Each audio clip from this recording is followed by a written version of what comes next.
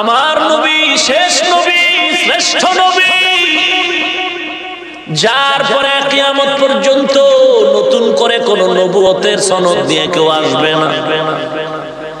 এখন আমাদের coaching master কারা? আল্লাহর আয়াতের বিবরণে বোঝা যায় সলিহিন, যারা নেককার, খাঁটি আল্লাহর গোলাম, মুত্তাকি, পরহেজগার, এরা হলো আমাদের কোচিং মাস্টার।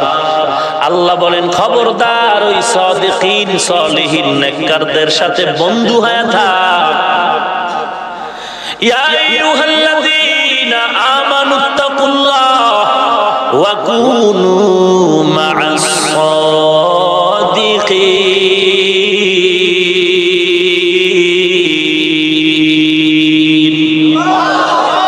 এই কালামে জিন্দা কুরআনে হাকীম, হিকমতে উলা ইয়াজাল সুতু কদীম, জামিউল ইলম ফিল কুরআনে হাকীম, তাকাসার আনহু আফহামুর রিজালি, বাখা কুরআ কালামুল্লাহ, বসন কদিমাস্তি, কদিমাস্তি নইনো।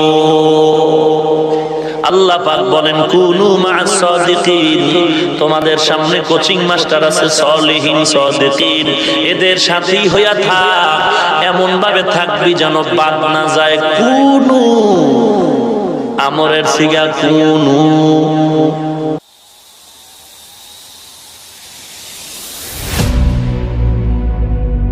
निकलेगा ज़मानाए आखिर अहले बिदाअत,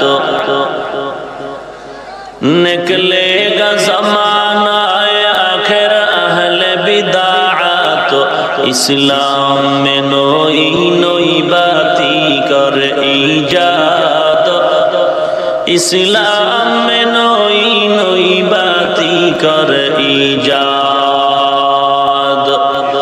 ऐ बंदाए खुदा रहो हर दम में तू होशियार, ऐ बंदाए खुदा रहो हर दम में तू होशियार, बिदअत का जो बदबू करे तुमको ईमान बर्बाद, बिदअत का जो बदबू करे तुमको ईमान बर्बाद।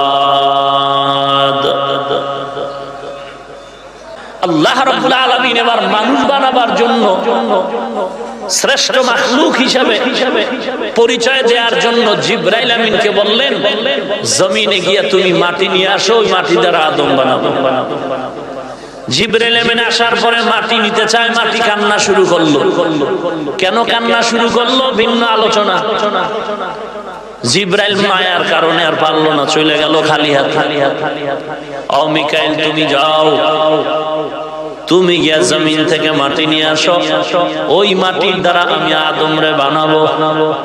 মিকাইল আলাইহিস সালাম আসলেন, সেও মাটির কান্নায় মায়া করে মাটি নিতে পারে নাই, খালি হাতে চলে গেলেন। সর্বশেষ আজরাইল আলাইহিস সালাম রে আল্লাহ পাঠায় বলে তুমি যাও মাটি নিয়ে আসো, আদম বানাও। আল্লাহর অর্ডারে যখন আজরাইল জমিনে পদার্পণ করেছেন, মাটি কান্না শুরু করলো। আজরাইল বলে কান্নায় কোনো লাভ নাই, আল্লাহর অর্ডার, আমার অর্ডার মানতে হবে, কোনো কান্নায় লাভ হবে না। জিবরাইলের মায়ার কারণে নিতে পারে নাই, কিন্তু আজরাইল বলে আল্লাহর অর্ডারের সামনে কোনো মায়া চলবে? জোর করে মাটি নিয়ে দৌড়। আল্লাহ ডেকে বলেন রে আজরাইল, যেই মাটির কান্নার মায়া জিবরাইল মাটি আনতে পারে নাই, মিকাইল পারে নাই, ইসরাফিল পারে নাই, তুমি যেহেতু জমিন থেকে কান্নার উপরে জোর খাটায়া আল্লাহর মহব্বতে তুমি মাটি এনেছো, তোমার দ্বারাই সম্ভব মায়ের সামনে ছেলের জীবন নেওয়া, তোমার দ্বারাই সম্ভব সন্তানের সামনে মায়ের জীবন নেওয়া। আমি আল্লাহ আজই তোমাকে দায়িত্ব দিয়া দিলাম, মানুষের মরণ জয়ী যুদ্ধে যেন তুমি বিজয়ী হতে পারো। পয়গম্বর আদমকে আল্লাহ বানালেন, বানাবার পরে আল্লাহর ডান হাত কুদরতি হাত আদম নবীর পৃষ্ঠে দেওয়ার পরে পিপিলিকার সূরতে মানুষের আত্মাগুলো বের করলেন। কেউ লিখেছেন এক কুদরতি হাতের একবার আঘাত করে পুরা আত্মা তৈরি করেছেন। কেউ লিখেছেন না, আল্লাহ দুইবার হাত মেরেছেন আদমের পৃষ্ঠে। প্রথমবার হাত আল্লাহর কুদরতি হাতের ছোঁয়ায় বেরিয়ে এলো মুমিনের আত্মা পিপিলিকার সূরতে। দ্বিতীয়বার যখন আল্লাহ কুদরতি হাত রাখলেন তখন আত্মা বেরিয়ে এলো বেদিনদের আত্মাগুলো। সব আত্মাগুলো আল্লাহর কাছে রাখলেন আর আল্লাহ পাক নিজে শিক্ষক হলেন আর আত্মাগুলোকে ছাত্র বানালেন। ছাত্র বানায় আল্লাহ সবক দিলেন। সবকের হেডিং বিষয় হলো তাওহীদ। আল্লাহ বলেন আলাস্তু বিরাব্বিকুম, আমি কি তোমাদের রব নয়? সব আত্মা চুপ হয়ে গেল, কোনো জবাব নাই। মায়ার নবী রাহমাতুল লিল আলামিন, তার আত্মা থেকে জবাব আসলো, বালা আপনি আমাদের রব। রাহমাতুল লিল আলামিন জবাব দেওয়ার পরে ভিন্ন ভিন্ন আত্মার থেকে জবাব আসলো, বালা আপনি আমাদের রব। এরপরে বেদিন বেঈমানরাও বলল, বালা আপনি আমাদের রব। আল্লাহ ভালো করে জানে এই বেঈমানরা যে আমারে রব বলে চিৎকার দিল, কি দুনিয়ায় যাওয়ার পরে আর আমি আল্লাহর বিরুদ্ধে কথা বলবে। আল্লাহ জানেন, ভালো করে জানেন। জানার পরে আল্লাহ বললেন, এখন এই একই জবাবের নাম্বার দেয়া যাবে না, ইনসাফ হবে না। কারণ আমি জানি তুই পরীক্ষা দিলে ফেল করবি। তাহলে কি করা যায়? ক্লাসের মধ্যে শিক্ষক ছাত্রকে প্রশ্ন করলো, বলো এ বাংলাদেশ স্বাধীন হলো কত সনে? ফার্স্ট বয় দাঁড়ায় বলে স্যার 71 সন। সেকেন্ড বয় দাঁড়ায় বলে 71 সন। থার্ড বয় দাঁড়ায় বললো 71 সন। ক্লাসের ভিতর আরো যত ছাত্র আছে সবাই তো পড়ে না, কেউ বাবার টাকা দিয়ে পার্কে পার্কে ঘুরে আছে না নাই? কথা কয় না? আছে না নাই? বয়ফ্রেন্ড আর গার্লফ্রেন্ড নিয়ে আড্ডা দেয়, পার্কে পার্কে দৌড়ায়।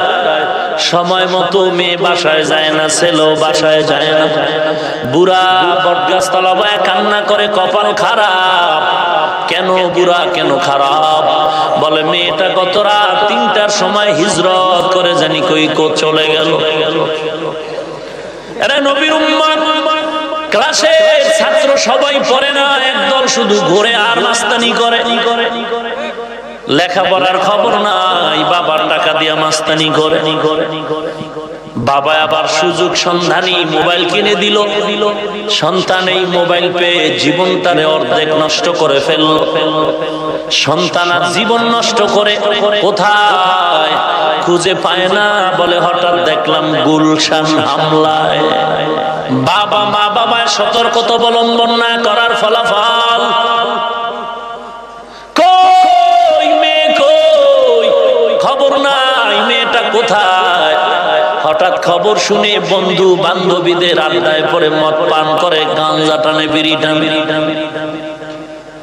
আজকে ও সন্তানের মা বাপ, তোমার ছেলে মেয়েকে যদি এখনো তুমি সাবধান করতে না পারো, কপালে লিখে নাও তোমার সন্তান আমার কোমলমতি বোনেরা হবে ঐশীর মতো দাজ্জাল। ঐশীর নাম শুনেন নাই? যিনি বন্ধু বান্ধবীদের আড্ডায় পড়ে নিজের আপন মা বাবাকে হত্যা করে ফেলল। অতএব নবীর উম্মতের দল, তোমার সন্তানরে বাঁচাও, দেশ বাঁচাও বলা লাগবে না।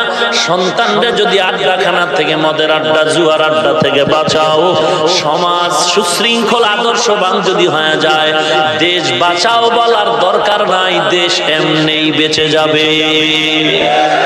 हकीकत से तू दुनिया बेखबर है, दुनिया की नुमाइश पर नजर है। नमी गुयम के आज दुनिया जुदा बस, बहर कार के बाशी बा खुदा बा।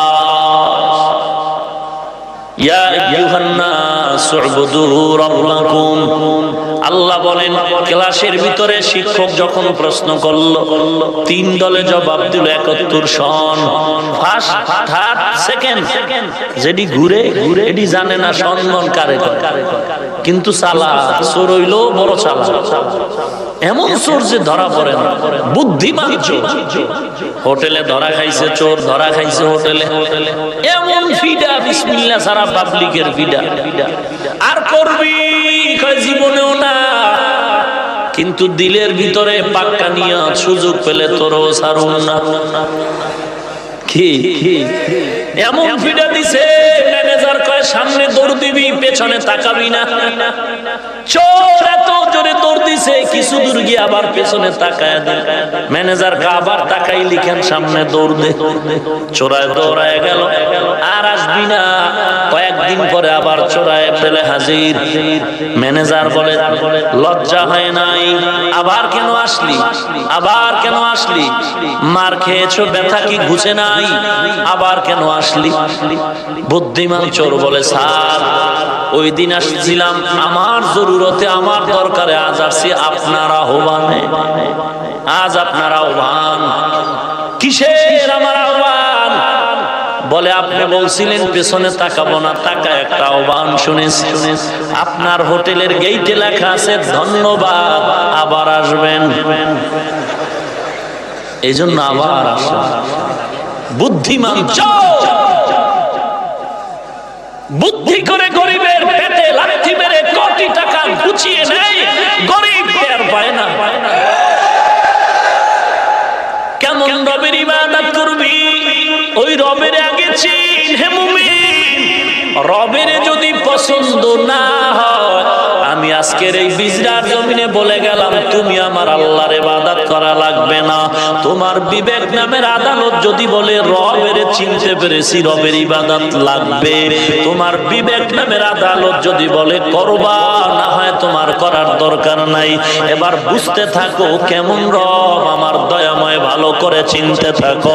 কারণ যে যাকে চিনে না সে তাকে মানে না, যে যাকে চিনার মতো চিনে তার জন্য জীবন দিয়া হলো তাকে মানে। ভাইরা আমার, কেমন রব? যারা লেখাপড়া করে না, ঘুরে ওরা চিন্তা করে কোনটা কইয়া কোনটা না কইয়া বেজালে ভরি। চালাকি করে কয় স্যার 71 সাল, স্যারেও জানে এটি বাটপার, পড়ালেখা করে না। 71 সাল কেমনে কইলো? বুদ্ধি বড় খারাপ। বলে বড় 1 2 3 number, first boy, second boy, third বয় যাব শুধু কই। ওদেরটা না হইলে আমগোটাও, ওদেরটা হইলে আমাদেরটাও। স্যারে জানে এটি বাটপার, একটু লেখাপড়া করে। আমি ক্লাস শিখতে বেরোইলি খালি কানের ভিতরে এফএম রেডিওর গান শুনে। কিন্তু এই প্রশ্নের জবাব নিয়ে স্যার যদি অ্যানসার দিতে চায়, তাহলে প্রত্যেককেই সমান নাম্বার দিতে হবে। অথচ সমান নাম্বার পাওয়ার উপযুক্ত সবাই নয়। কেউ পাবে 90, কেউ পাবে 99, কেউ পাবে 80, কেউ পাবে ঘোড়ার ডিম। সারে জানে কে ঘোড়ার ডিম পাইবে। কিন্তু এখন যদি ওই ঘুরুন্নাটিরে ঘোড়ার ডিম দেয়, জাগাত সারের বিরুদ্ধে আন্দোলন। কারণ আদবওয়ালা ছাত্র তো, শিক্ষকের গালি দিতেও বিসমিল্লাহ লাগে না। বুঝেন না কথা? ভালো করে রেকর্ড করে নাও। হে বাংলার মুসলিম বাঙালি জাতি, মাস্তানি চলবে না। শিক্ষকের সাথে একটা অক্ষরও যদি শিক্ষা দেয়, সেই শিক্ষকের যদি ছাত্র হোক, তার কোনো বাবা হোক, ধমক দেয়, কষ্ট দেয়, ওই ছাত্র কোনোদিন মানুষ হবে না, মানুষ হবে না। এ লেখাপড়া কইরা শিক্ষিত চোর হবে, চোর হবে। শিক্ষকের কলিজায় ব্যথা দেওয়ার অভিশাপ। অনেক মাস্তান আছে দেখবেন, শিক্ষক ধমক দিছে, আদব শিখার জন্য অন্যায় করে বাধা দিছে। কত মাস্তান আছে, আমার ছেলেকে বাধা দিলেন কেন? নাই নাই নাই নাই। এই ছেলেগুলো অন্যায় তো করে, বাবায় বাধা দিবে ছেলেকে, বাধা না দিয়ে দিল শিক্ষককে। শিক্ষক মনে কষ্ট রেখে চুপ রইল। এই ছেলেগুলো আর কপাল পুড়ে যায়।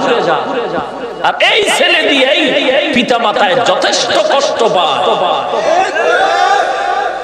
স্যার কয় নাম্বার সমান দেওয়া ইনসাফ না। পরীক্ষার হলে ঢোক, 3 ঘন্টা সময়, পেপার নে, কলম নে, লেখ। ফলাফল দিয়া নিজে লিখবি, হাতের লেখা সব দিক ঠিক করে নিজেই অনুভব করতে পারবি তুই কত নাম্বার পাওয়ার উপযুক্ত। দয়াময় আল্লাহ রব্বুল আলামিন বলেন, ও গোলাম, আমি আল্লাহর আদালতে তোমরা জবাব দিন, আমি তোমাদের রব। আমি জানি তাসলিম আমারে রব বলে মানবে না। আমি আল্লাহ জানি আমেরিকার বুশ আমি আল্লাহরে আল্লাহ বলে স্বীকার করবে না। কিন্তু জবাব এখন যে দিয়েছো, নাম্বার দিলে সবাইকে সমান দিতে হয়, এটা ইনসাফ হবে না। তোরা পরীক্ষার হলে যাও, এই জমিনটারে পরীক্ষার হল বানায় দিলাম, এই পরীক্ষার হলে গিয়া পরীক্ষা দাও। আমল নামা দেখা দেখা নিজেই অনুভব করতে পারবা তুমি জান্নাতি না জাহান্নামী। পরীক্ষার হলে আইসা যেন তুই ভুলে না যাও, মায়ের গর্ভে তুই 10 মাস কাটাইলি, এরপরে তুই বুঝ হওয়া পর্যন্ত আরো তোর 8 বছর চলে গেল। এর মাঝখানে তুই রূহ জগতের জিকির ভুলে গেলি, সবক ভুলে গেলি। একটা ছেলে পরীক্ষা দেওয়ার জন্য পরীক্ষার আগে আগে ভালো মাস্টার রেখে কোচিং করে, কোচিং। আল্লাহ কয়, ও বান্দা, তোরেও কোচিং দেওয়া লাগবে, কারণ তুই মায়ের গর্ভে গিয়া আমার যে রব বইলা স্বীকার করছিলি, তুই মায়ের গর্ভে গিয়া ভুলে গেছিস। 10 বছর পরে তোর যখন মাথা ঠিক হয়ে গেল, বুঝ হয়ে গেল, এখন তুই পরীক্ষার হলে লেখা শুরু করবি, আমল নামা জারি হয়ে গেছে। আমি আল্লাহ তোর দ্বারা তোর উপরে অনুগ্রহ করে কোচিং মাস্টার পাঠায় দিলাম। এই কোচিং মাস্টারের কাজ হলো তোদের ওই আমার দেওয়া সবকটারে স্মরণ করায় দিবে, জানো পরীক্ষার হলে গিয়া প্রশ্নের উত্তর ভুলে না যাও। প্রশ্নপত্র দিলাম কোরআন আর কিতাব, আল্লাহর 104 খানা কিতাব। 104 খানা কিতাবের ভিতরে 10টা কিতাব দিলাম আমি পয়গম্বর আদম রে, 10টা কিতাব দিলাম আমি পয়গম্বর ইব্রাহিম রে, 30টা কিতাব দিলাম আমি ইদ্রিস আলাইহিস সালাম রে, 50টা কিতাব দিলাম শীষ পয়গম্বরকে, আর 4টা বড় কিতাব আমি 4 জন দিলাম, দাউদ, ঈসা, মুসা আর আমার পয়গম্বর। যেই 104 খানা কিতাব দিলাম প্রশ্নপত্র, আর কোচিং মাস্টার দিলাম আমি 4 জন। উলাইকা মা'আন নাবিয়্যিন ওয়াস সিদ্দীকিন ওয়াস শুহাদা ওয়াস সালিহিন ওয়া হাসুনা উলাইকা রাফিকা। 4 দল কোচিং মাস্টার দিলাম, এদের কাজ হলো আমার প্রশ্নপত্র তোমাকে মুখস্থ করায় দিবে। ওই যে রবের জিকির করেছো, ওই রবের জিকির যেন ভুলে না যাও, ভুলে গেলে পরীক্ষায় ফেল করবা, জাহান্নামে যাবা। জাহান্নাম থেকে বাঁচাবার জন্য আল্লাহ নিজেই অনুগ্রহ করে 4 দল কোচিং মাস্টার দিলেন, নবীগণ, সিদ্দিকগণ, শহীদগণ, সালেহগণ। আমার মায়ার নবী নবুয়তের দরওয়াজায় তালা লাগায় বিদায় হয়ে গেলেন। আমার নবী শেষ নবী, শ্রেষ্ঠ নবী, যার পরে কিয়ামত পর্যন্ত নতুন করে কোন নবুয়তের সনদ নিয়ে কেউ আসবে না। এখন আমাদের কোচিং মাস্টার কারা? আল্লাহর আয়াতের বিবরণে বোঝা যায় সলিহিন, যারা নেককার, খাঁটি আল্লাহর গোলাম, মুত্তাকি, পরহেজগার, এরা হলো আমাদের কোচিং মাস্টার। আল্লাহ বলেন, খবরদার ওই সাদিকিন, সলিহিন, নেককারদের সাথে বন্ধু হয়ে থাক। ইয়া আইয়ুহাল্লাযীনা আমানুত্তাকুল্লাহ ওয়া কুনু মা'আস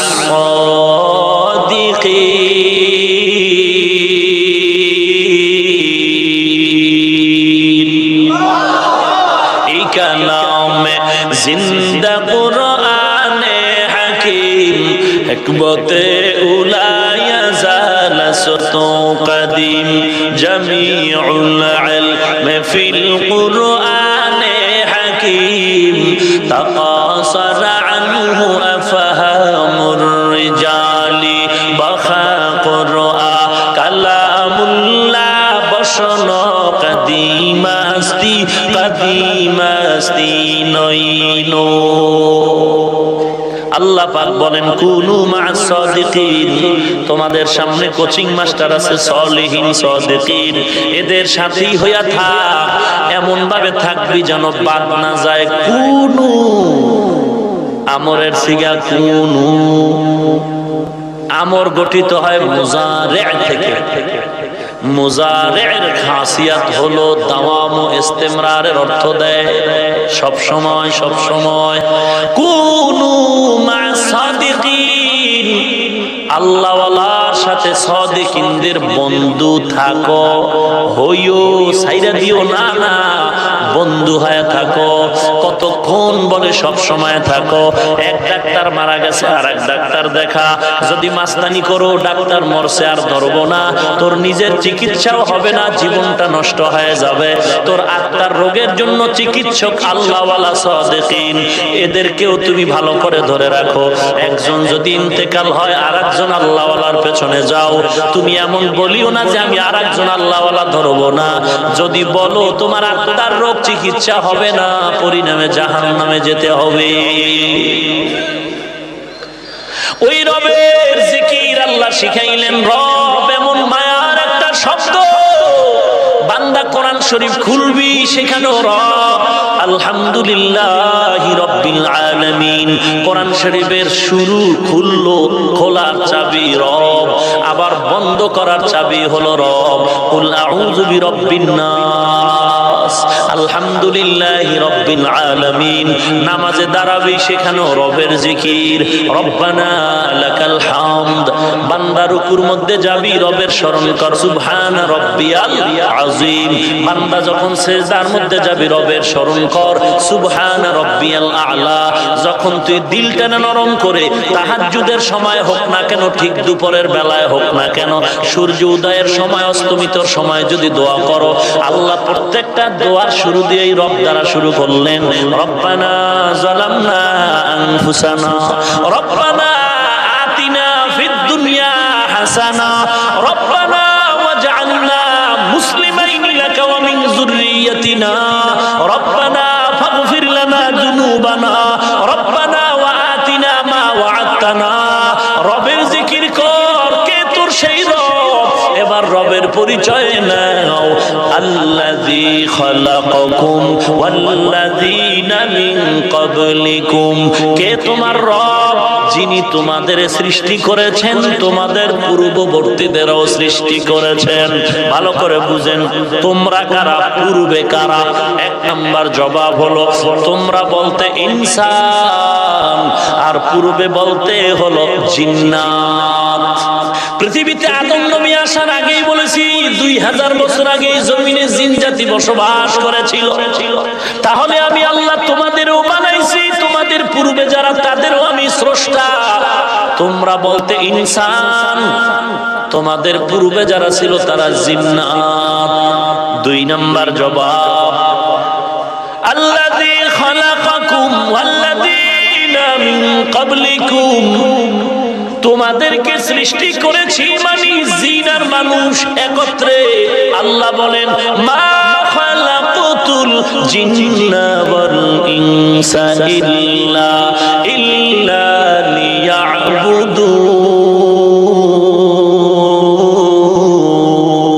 লিয়াবুদুন। আরো আস্তে কও, এই ঠোঁট বন্ধ রাখলে সব হইব।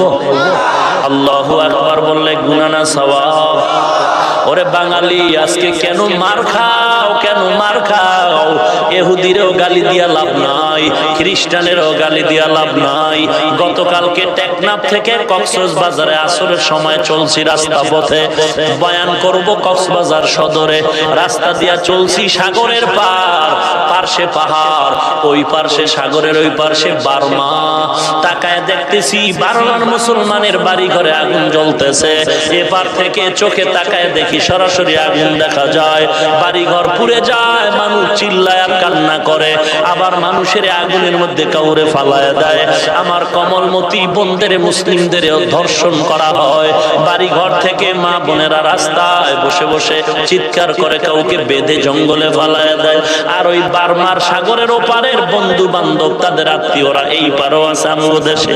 এদের তাকায় দেখি পাহাড়ের কোনায় বসে বসে ওই আগুনের দিয়ে তাকায় তাকায় চোখের পানি ছেড়ে কান্না করে। আরে নবীর উম্মত, আল্লাহ রাব্বুল আলামিন বলেন বান্দা আমার জিকির কেন বন্ধ করে দিলি? এই আল্লাহু আকবারের পাওয়ার দিয়েই তো ইব্রাহিম বিজয়ের মালা পরেছে, নমরুদের পতন হয়েছে। আল্লাহু আকবারের ধ্বনিটা দিয়েই তো ফেরাউনের পতন হয়েছে। পয়গম্বর মুসা নবীর বিজয়ের মালা পরেছে। আজ বাঙালি বুঝলি না, বেদিনরে গালি দিয়া কি লাভ হবে?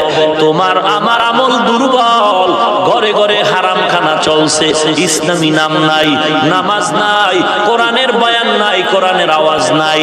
ওরে নবীর উম্মত, আল্লাহওয়ালার সাথে কোনো সম্পর্ক নাই, বরং আছে আল্লাহওয়ালার বিরোধিতা করা। একজন আর একজন মুমিনের গালি দেয়, এক হুজুর আর এক হুজুরের বিরুদ্ধে কথা বলে, এক পাগড়িওয়ালা মাইকটা পাইলেই শুধু কাফের কাফের বলে গালি দেয়।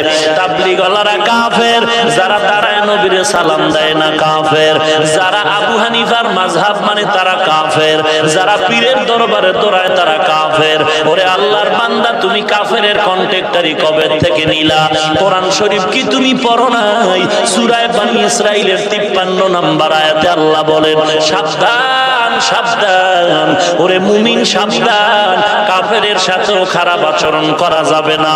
আল্লাহ বলেন সাবধান, কুল্লি ইবাদি ইয়াকুলুল্লাতী হিয়া আহসান ইন্নাশ শাইতানা ইয়ানযাগু বাইনাহুম ইন্নাশ শাইতানা কানা লিল ইনসানি আদুওয়াম মুবিনা।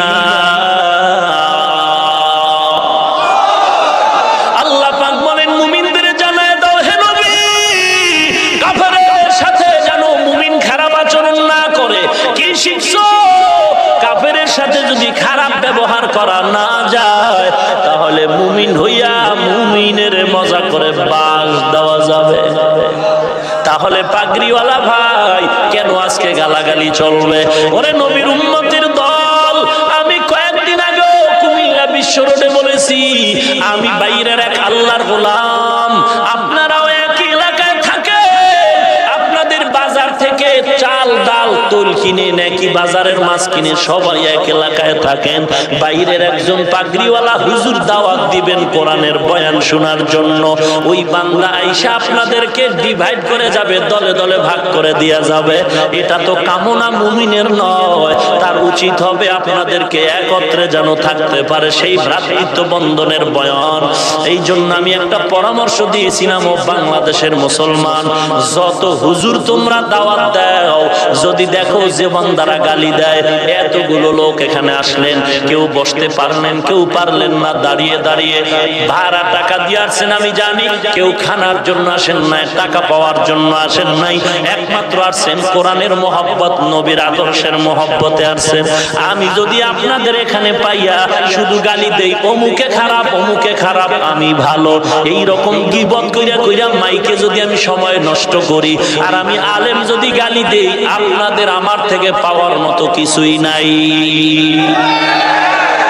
এজন্য আমি বলেছি, চট্টগ্রামে সিলেটে বয়ান করি, নামের নিচে আয়াত নাম্বার বিষয় লিখে দেয়, আমার নামের বয়ানের বিষয় এইটা, আয়াত নাম্বার এত।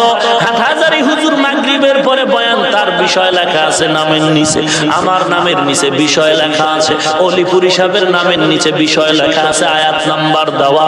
আপনারাও কোনো বক্তা যদি দাওয়াত দেন, আপনারাও তাদের এক মাস আগে জানায় দিবেন, আমারও যদি দাওয়াত দেন বিষয়ে জানায় দিবেন, হুজুর কোরআন শরীফের অমুক আয়াত থেকে আপনি আলোচনা শুনাইবেন, এক মাস আগে যদি আয়াত নাম্বার দিয়ে দেন।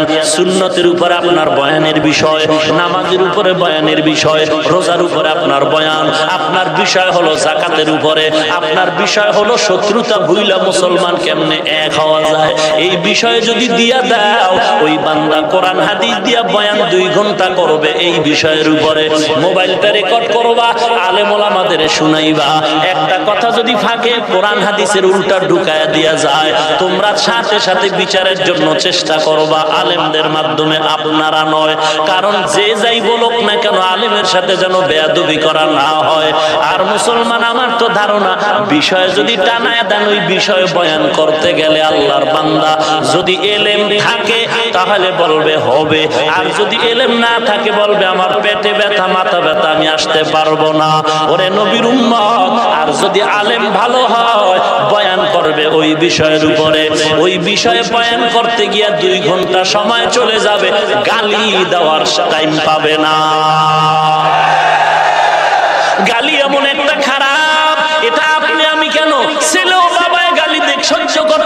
না, বাবায় সহ্য করতে পারে না, বিধর্মী বেদিনরাও গালাগালি পছন্দ করে না। আমি যদি কোনো বিধর্মীকে গালি দেই, তর্ক করি, খারাপ কিছু বলি, সহ্য করতে পারে না। ওরে নবীর উম্মত, আমি তো আসছি সবাইকে চাই জান্নাতের পথে নিয়ে, আমরা জান্নাতে থাকবো। সবাইরে যদি জান্নাতি বানাইতে চাই, তাহলে আমার ব্যবহারটা এমন হওয়া দরকার যেই ব্যবহারে দুশ্মনও বন্ধু হয়ে যায়।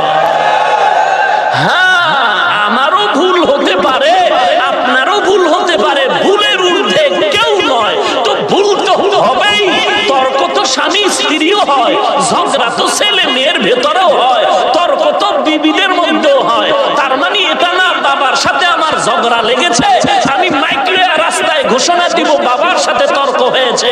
না না, এলাকার মানুষ বলবে কুলাঙ্গার, অসভ্য, বেয়াদব। মুসলমানে মুসলমানে, হুজুরে হুজুরে মাসআলা নিয়ে তর্ক হতে পারে, তার মানে এটা নয় তুমি মাইকে মানুষকে হুজুরের বিরুদ্ধে গালাগালি করবে। এটা মুমিনের পরিচয় নয়, বরং এই কথার দ্বারা প্রমাণ হবে 22 হাত পাগড়িও যদি তোমার মাথায় থাকে, তোমার ভেতরে রাসূলের আদর্শ নাই। ভাইরা আমার, ভাইরা আমার, রাগ করলেন? এই রাগ করলেন কিন্তু বাস দিলাম না, বাস দিছি, আমগো বাস দিছে, ওই বাস খুলতেছি। কথা বল না কেন? আমগো বাস দিছে, বাস তো বাস খুলতে গেলে একটু আওয়াজ হয় না? তো ফাঁকে ফাঁকে একটু আওয়াজ। আমিও তো বাঙালি, রক্ত তো আমার গায়ে আছে, দুই একটা না কইলে কি রক্তের হক আদায় হয়? আল্লাহ, আপনি আমাদের সবাইকে হেদায়েত দান করেন। আরো জোরে বলেন, ইয়া আইয়ুহান নাস উবুদু রাব্বাকুমুল্লাযী খালাকাকুম ওয়াল্লাযীনা মিন ক্বাবলিকুম। খারাপ লাগতেছে? এই আমার তেলাওয়াতকৃত আয়াতের আলোচনা পরিপূর্ণ যদি করি ফজর পর্যন্ত পারবো কিনা আল্লাহ ভালো জানে। আল্লাহ সব ভাইয়ের জবান হেফাজত করুন। আহা, চিন্তা করছেন আবু হানিফারে গালি দেয়, খাজা মঈনুদ্দিন চিশতিকে বলে গাঞ্জাখোর।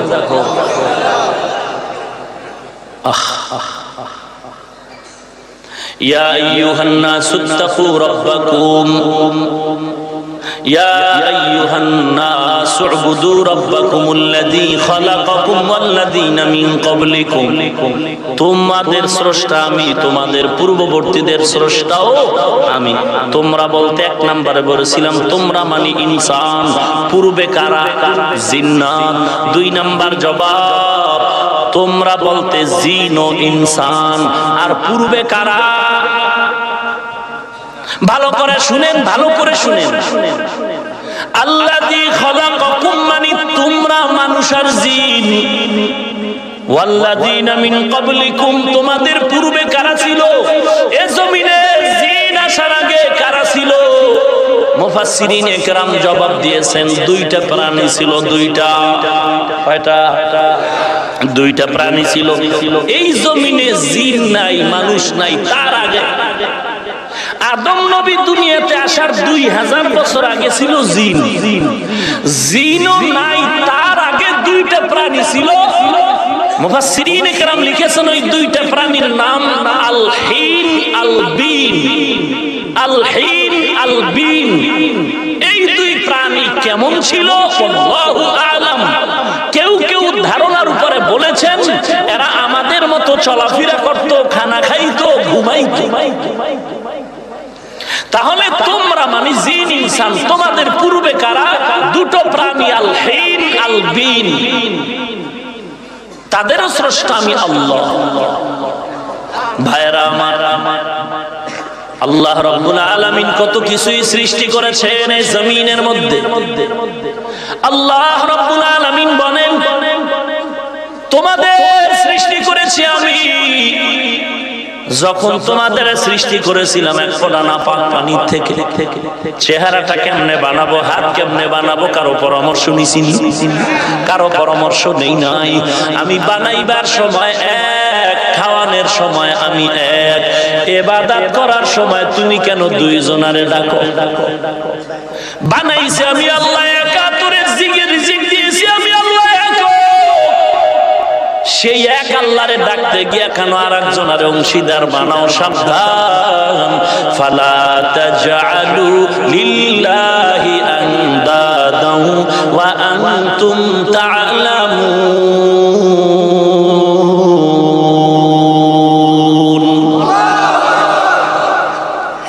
আল্লাহ পাক বলেন, আমি তোমাদের স্রষ্টা, তোমাদের পূর্ববর্তীদেরও স্রষ্টা। আমি আল্লাহ এই কুদরতের কথা বললাম কেন? তোমার ভিতরে যেন ভয় এসে যায়। লাআল্লাকুম তাত্তাকুন,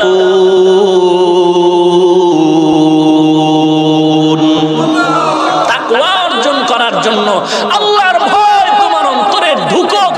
কারণ যার ভিতরে ভয় থাকবে সে অন্যায় করতে পারবে না। কার ভয়? আরো জোরে বলেন, কার ভয়? আল্লাহর ভয়। আজকে আপনার আমার অন্তরে নাই, যে কারণে আমরা গালি দিতেও চিন্তা করি না, মানুষের সম্পদ লুণ্ঠন করতেও চিন্তা করি না। আল্লাহর ভয় যদি থাকতো তো মানুষ মানুষের বিরোধিতা করতে পারতাম না। একটা মানুষ আর একটা মানুষের বাড়ি ঘরে আগুন জ্বালাতে পারতাম না। আল্লাহর ভয় জমা করার জন্যই হলো 5টা কুদরতের বিবরণ। ভাইরা আমার, আল্লাহ পাক বলেন তাকওয়ার সম্পদ অর্জন কর। আর এই তাকওয়া যার মধ্যে থাকবে তাকে বলে মুত্তাকি। আর মুত্তাকিনদের 5টা পুরস্কারের কথা আল্লাহ কোরআনের ভিন্ন আয়াতে বলেছেন। যারা তাকওয়াওয়ালা হইবা তোমাদের 5টা পুরস্কার আল্লাহ বলেছেন। আর তাকওয়া কার মধ্যে আছে কার মধ্যে নাই আল্লাহ বলেন 6টা গুণ যার মধ্যে আছে তার মধ্যে তাকওয়া আছে। আল্লাযীনা ইউমিনুনা বিল গায়ব ওয়া ইউকিমুনাস সালাহ ওয়া মিম্মা রাযাকনাহুম ইউনফিকুন ওয়াল্লাযীনা ইউমিনুনা বিমা উনজিলা ইলাইকা ওয়া মা উনজিলা মিন ক্বাবলিক ওয়া বিল আখিরাতি হুম ইউকিনুন। এই 6 গুণওয়ালারা মুত্তাকি। এদের পুরস্কার কি শুনো? উলাইকা আলা হুদাম মির রাব্বিহিম ওয়া উলাইকা হুমুল মুফলিহুন।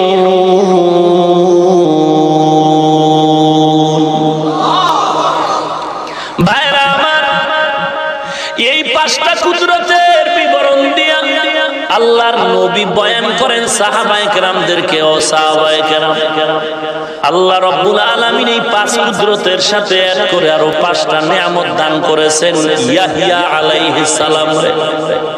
ইয়াহইয়া নবীরে 5টা নিয়ামত দেওয়ার পর আমাকেও আল্লাহ আমারে 5টা নিয়ামত দান করেছেন।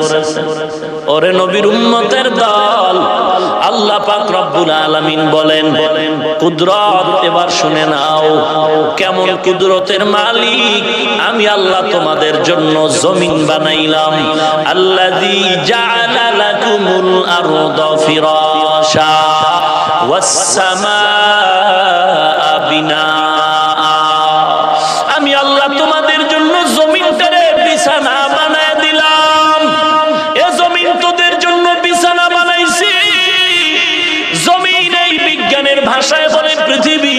পৃথিবীটাও গোল, আসমানটাও গোল। আল্লাহ বলেন ও গোলাম, এই গোল জমিনটারে তোমার বিছানা বানায় দিলাম। গোলের মধ্যে কেমনে বিছানা হয়? বলে গোলাকার অবস্থাটা যদি বড় হয় মাঝখানে বিছানা বিছানো যায়। আল্লাযী জাআলা লাকুমুল আরদা ফিরাশা ওয়াস সামাআ বিনাআ।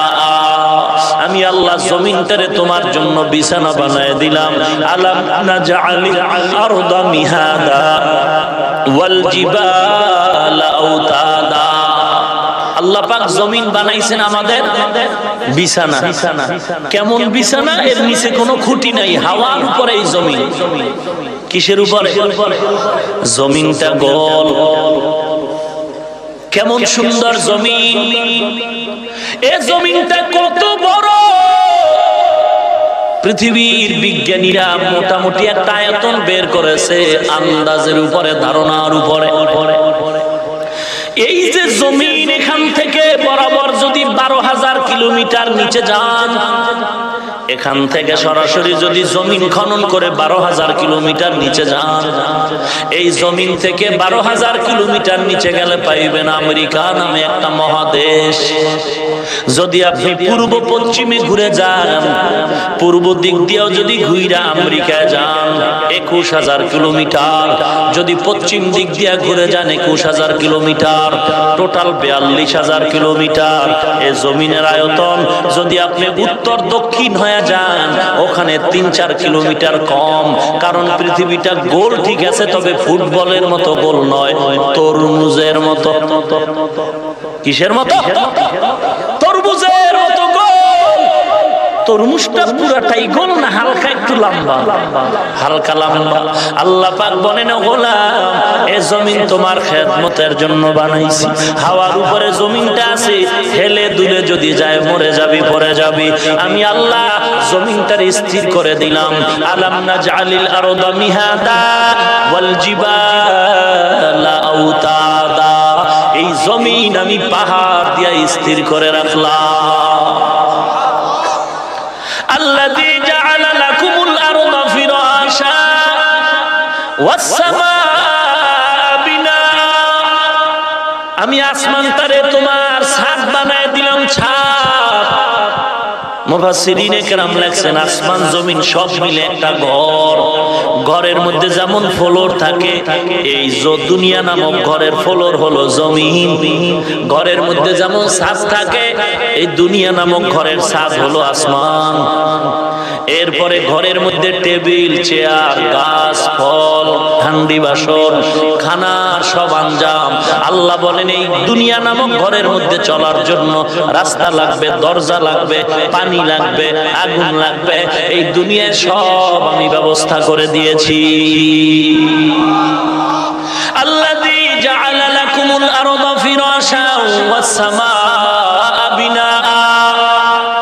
আসমানটারে আমি ছাদ বানায় দিয়েছি। তোর এই ঘরের মধ্যে আলোর প্রয়োজন, আমি আল্লাহ সূর্য বানায় দিনের আলোর ব্যবস্থা করেছি। রাতের আধার অন্ধকার দূরের জন্য চাঁদের আলোর ব্যবস্থা করেছি।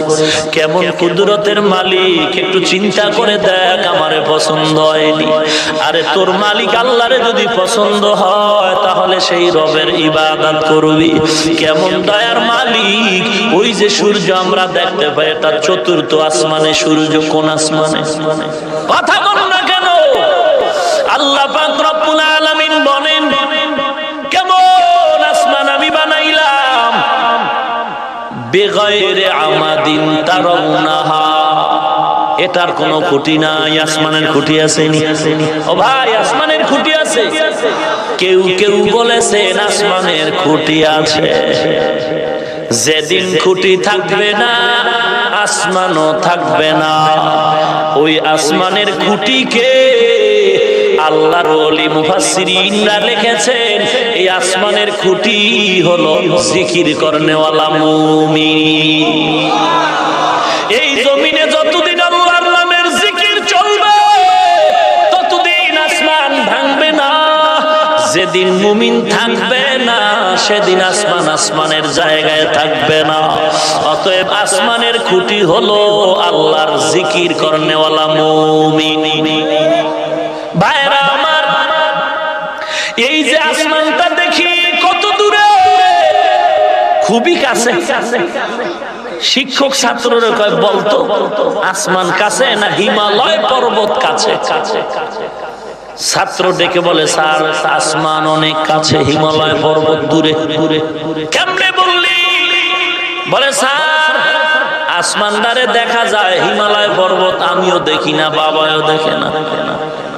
আসমান যেহেতু দেখা যায় এটা অনেক নিকটে। এরে নবীর উম্মত, আসমান আল্লাহ বানাইছেন। এই আসমানের ভিতর আল্লাহ সূর্য দিয়েছেন আমাদের আলো দেওয়ার জন্য। এই সূর্যটা চতুর্থ আসমানে আছে। কোন আসমানে? চতুর্থ আসমান।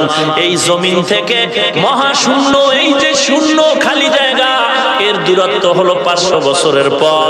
এরপরে হলো প্রথম আসমান, এই প্রথম আসমানটা আবার 500 বছরের মোটা। এর উপরে আবার একটা খালি মহাশূন্য, এটাও 500 বছরের দূরত্ব।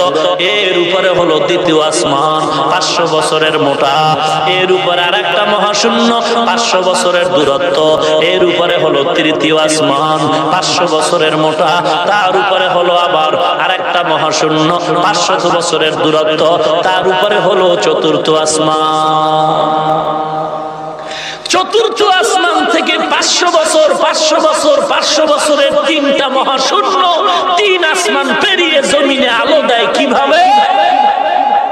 দর্শন বলতেছে আল্লাহ রাব্বুল আলামিন 7টা আসমান বানাইছেন।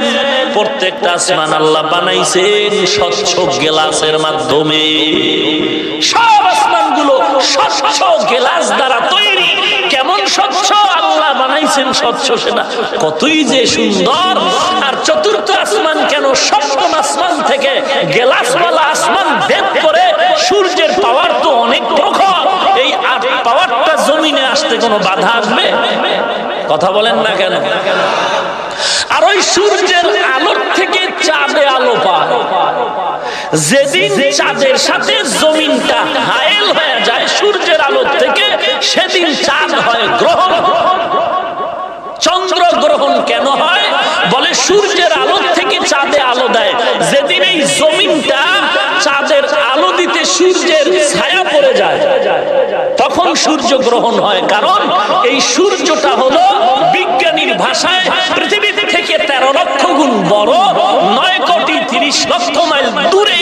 হিসাবটা যদিও একুরেট নয়, আমি হিসাব করে দেখেছি। কোরআন হাদিসের ভাষায় একদিন মুসাফির চললে 16 মাইল হাঁটতে পারে। 16 মাইল, 3 দিনের মুসাফির 48 মাইল মুসাফির হয়ে যায়। কিন্তু সেই হিসাবে 365 দিনে 1 বছর, 500 বছর যদি হয়, প্রথম মহাশূন্য আসমান যদি হয় 500 বছর, এরপরে উপরে 500 বছর, টোটাল হিসাবে 9 কোটি 30 লক্ষ মাইল আসে না। যাই হোক, ওই সূর্যের আলোটা পৃথিবীর থেকে 13 লক্ষ গুণ বড়, আর চন্দ্রটা হলো এই পৃথিবীর থেকে 50 গুণ ছোট। গতকাল মিডিয়ায় দেখেছেন চাঁদ কত বছর পরে বড় হচ্ছে। কথা বুঝেন নাই? তাহলে এই জমিন থেকে চাঁদ 50 গুণ ছোট, আর এই জমিন থেকে সূর্য 13 লক্ষ গুণ বড়। তো যখন এই ছোট্ট জমিন থেকে 50 গুণ ছোট চাঁদ, তো এই চাঁদটা যখন জমিনের মধ্যে আটকায় যায়, জমিনের মাঝে পড়ে যায়, বরাবর সূর্য আলো দিতে যখন পারে না, তখন চন্দ্র গ্রহণ হয়ে যায়। আর এই চন্দ্র গ্রহণটা সারা পৃথিবীর মানুষ দেখবে না, কারণ এই জমিনের যেই জায়গায় জমিনের ছায়া লাগছে ওই এলাকার মানুষ দেখবে। সূর্য গ্রহণ পৃথিবীর সবাই দেখবে, কারণ জমিন থেকে 13 লক্ষ গুণ বড়। জমিনের বাসিন্দারা যেখান থেকেই তাকাইবে সেখান থেকে দেখবে চাঁদের সূর্যের আলো নাই। কিন্তু চন্দ্র যেহেতু 50 গুণ ছোট, এটা এক কোণা দিয়ে আলো দেয় না, অন্য জায়গার থেকে মানুষ টের পাবে না যে আমরা আলো নাই। এই সূর্যের ভেতরে 7টা কালার আছে। কালার, রং, রং কয়টা? 7টা কালার। জমিনের মধ্যে যত ফসল, যত ফল, সূর্যের আলোর মাধ্যমে রং দেয়। রং, সূর্যের আলো রং পায়।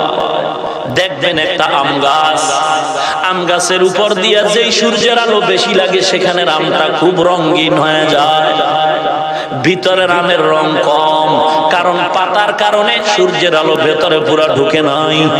এই সূর্যের আলোর মাধ্যমে ফলের রং হয়, আর চাঁদের আলোর মাধ্যমে ফলের ভেতরে স্বাদ আল্লাহ দান করেন। চাঁদের মাধ্যমে ফলে স্বাদ হয়, সূর্যের আলোর মাধ্যমে ফলের ভিতরে রং হয়।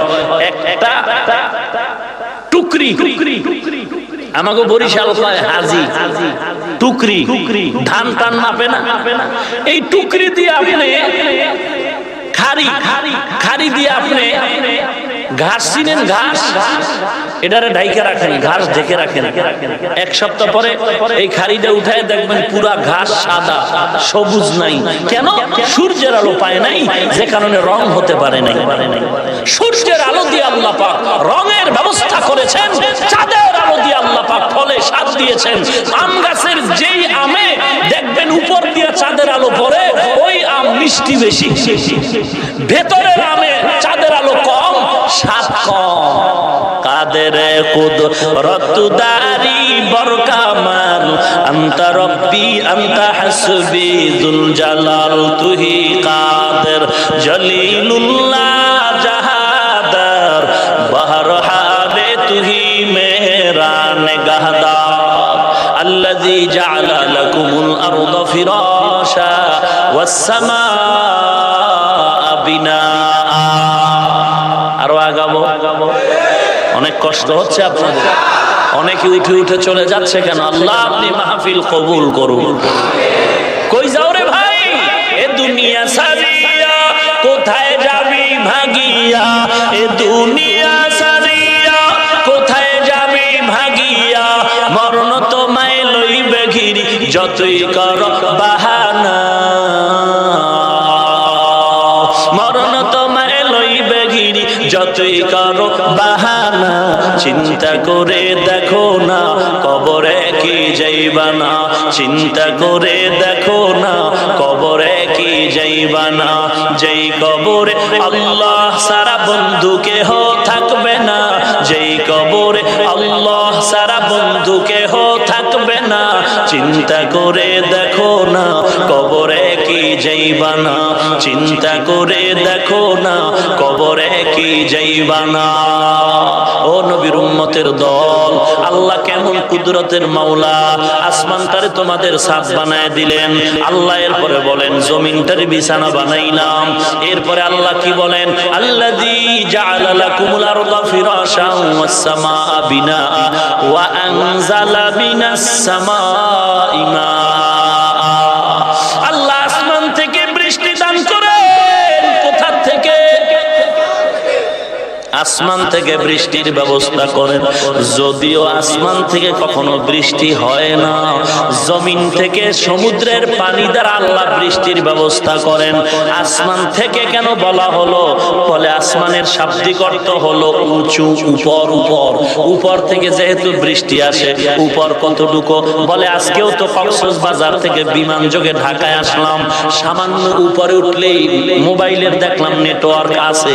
অনেক উপরে যখন গেল, মেঘের উপরে যখন উঠে, মেঘের উপরেও বিমান চলে, তখনও মোবাইলের নেটওয়ার্ক জারি আছে। যখন একটু উপরে চলে গেল, তখন দেখা গেল মোবাইলের নেটওয়ার্ক নাই।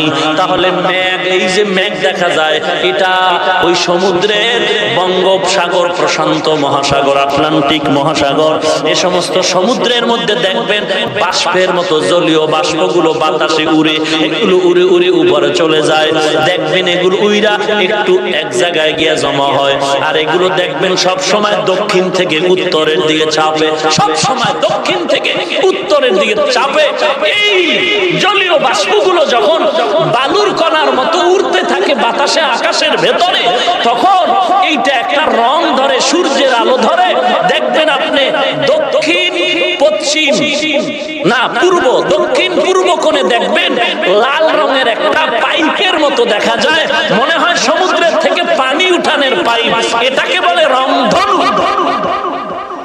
এই রংধনুটা দিনের বেলা হবে, ওই যে পানির রেণু উড়তে থাকে, এর উপরে সূর্যের যখন আলো পড়ে দেখবেন এক সাইড সবুজ, এক সাইড হলুদ, এক সাইড নীল। ওই যে সূর্যের 7টা রং আছে না, এগুলো পরে পরে ওই রংধনুটা হয়। রাতের বেলা হয় না, কারণ সূর্যের আলো নাই, সূর্যের আলো আছে, এবং এটা বেশিরভাগ হয় বৃষ্টি চলার সময়। বৃষ্টির সময় রংধনুটা হয়। এই বৃষ্টি সমুদ্রের জলীয় বাষ্প যখন উপরে যায়, তখন এই জলীয় বাষ্পগুলো দক্ষিণ থেকে উত্তরে যখন চলে, আল্লাহ মিকাইলের তো বৃষ্টির দায়িত্ব দিয়েছেন, ফেরেশতার মাধ্যমে নূরের লাঠি দিয়ে বৃষ্টির উপরে, মেঘের উপরে যখন বাড়ি দেয়, তখন বজ্রপাত হয়। সুবহানাল্লাহ। আরো আস্তে কন। কাদের কুদরত দারি বরকামাল আনতা রব্বি আনতা হাসবি যুল জালাল। আল্লাহ আপনি সবাইকে কবুল করুন। আল্লাহ বলেন আমি আসমান থেকে বৃষ্টির ব্যবস্থা করি, তার মানে উপর থেকে বৃষ্টি আল্লাহ দান করেন। এরপরে আল্লাহ কি বলেন, আল্লাযী ওয়া আনজালা মিনাস সামাই মাআন ফাআখরাজা বিহি মিনাস সামারাতি রিজকাল লাকুম। আমি আল্লাহ ওই বৃষ্টির মাধ্যমে জমিন থেকে ফসলের ব্যবস্থা করে দেই। এমন সুন্দর ফসল আমি আল্লাহ, তোমার কত রং বেরঙের খানা, তুমি খানা খাবা, ভাত খাবা, তরকারি 3 বেলা খাইলেই তো পেট ভরে যায়। আল্লাহ বলেন একরকম তরকারি হলেই তো হয় না, না কোটি কোটি রকম তরকারির ব্যবস্থা করলাম। ওরে বান্দা, তরকারি ভালো লাগে না, গোশতের ব্যবস্থা করলাম। এক ধরনের গোশত নয়, 1000 রকম গোশতের ব্যবস্থা। সাগরের ভেতরে আমি আল্লাহ কোটি কোটি ধরনের হালাল জাতের মাছ করে খাওয়াইছি, খাওয়ানোর ব্যবস্থা করে দিলাম। এত কিছু কুদরতের কথা শোনার পর যেই আল্লাহর দেওয়া জমিনে আছো, যেই জমিনে তুমি আছো, এই জমিন আমার আল্লাহ বানাইছে। যেই আসমানের বৃষ্টি পাও, সূর্যের আলো পাও, তাও আমার আল্লাহ বানাইছে। যেই জমিনের ফসল খাও, এগুলো আমার আল্লাহ দিতেছে। ও বান্দা, সে আল্লাহরে কেন মানবি না? সে আল্লাহর কেন ইবাদত করবা না? আল্লাহ পাকের এক বান্দি দোয়া করে, মালিক তুমি আমার একটা ছেলে দাও, ছেলেটা যদি পাই আমি বাইতুল মুকাদ্দাসের খাদেম বানায় দিব। ঘটনাটা বলবো নি? নারী দোয়া করে, রে মালিক তুমি একটা ছেলের ব্যবস্থা করে দাও, যদি ছেলে পাই আমি বাইতুল মুকাদ্দাসের খাদেম বানায় দিব। শুনছেন নি বাইতুল মুকাদ্দাস নাম? আল বাইতুল মুকাদ্দাস। আর শুধু বাইতুল মাকদিস ওরফে বাইতুল মুকাদ্দাস বলা হয়। এই বাইতুল মুকাদ্দাস এত এক দামি মসজিদ, মুসলমানের প্রথম কিবলা। রাসূল মক্কায় বসে বাইতুল মুকাদ্দাসের দিকে ফিরে নামাজ পড়ছেন। মদিনায় আসার পরেও 16-17 মাস বাইতুল মুকাদ্দাসের দিকে নামাজ পড়লেন ফিরে ফিরে।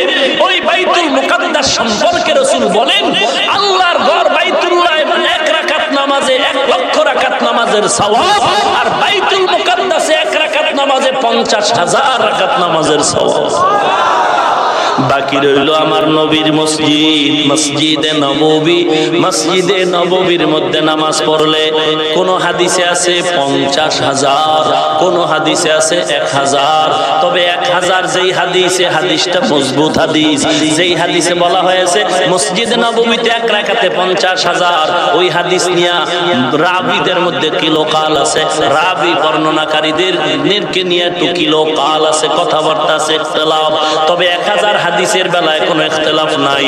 আল্লাহর নবী মদিনায় যাওয়ার পর ওই বাইতুল মুকাদ্দাসের দিকে ফিরে নামাজ পড়েছেন। 4 রাকাত নামাজে নবী দাঁড়ায় গেলেন। 2 রাকাত শেষ, একই সালামে 4 রাকাত। 2 রাকাতের রুকুর মধ্যে চলে গেলেন। জিবরাইল আমিন আয়া হাজির। নবীর মন চাইছিল আমি বাইতুল্লাহর দিকে ফিরে নামাজ পড়ি, বাইতুল মুকাদ্দাসের দিকে ফিরতে মন চায় না। আল্লাহর ওয়াদার ইহুদিদের মনটা যেন ইসলামের দিকে দাবিত হয়। জিবরাইল আমিন এসে বলেন, ও নবী, এই নামাজের ভিতরে আপনি বাইতুল্লাহ দিয়ে ফিরিয়া যান, সালাম করে ফিরাবেন। একই নামাজের ভেতরে নবীজি ঘুরা বাইতুল্লাহর দিকে চলে গেলেন। ওই মসজিদ এখন 2 দিকে কিবলা হয়ে গেল একই নামাজের ভেতরে। এজন্য মসজিদে নববী বা মদিনার একটু দূরে গেলে একটা মসজিদ আছে, মসজিদে কিবলাতাইন, 2 কিবলাওয়ালা মসজিদ। মা দোয়া করেছিলেন একটা ছেলে, আমি তো ছেলে চাইছিলাম বাইতুল মুকাদ্দাসের খাদেম বানাবো, এখন আমারে দিলা কন্যা, তারপর আমি এই বঞ্চিত হতে চাই না। বাইতুল মুকাদ্দাসের এক কর্নারের ভিতরে মারিয়ামের জন্য আলাদা জায়গা করে, মারিয়াম এখানে থাকবে, এখানে আল্লাহ পাকের রিজিক বান্দি পাবে। আল্লাহ পাক রব্বুল আলামিন মারিয়ামকে আসমানি খানা হাজির করে দিচ্ছে। মারিয়াম আলাইহিস সালামের খালু জাকারিয়া আলাইহিস সালাম, তিনি একদিন দুইকে দেখে মারিয়ামের সামনে বেদানা আঙ্গুর, ওরে ফল এটি তো এখন পাওয়া যায় না, সিজন নাই রে মারিয়াম, এই ফল পাইলে কো? মারিয়াম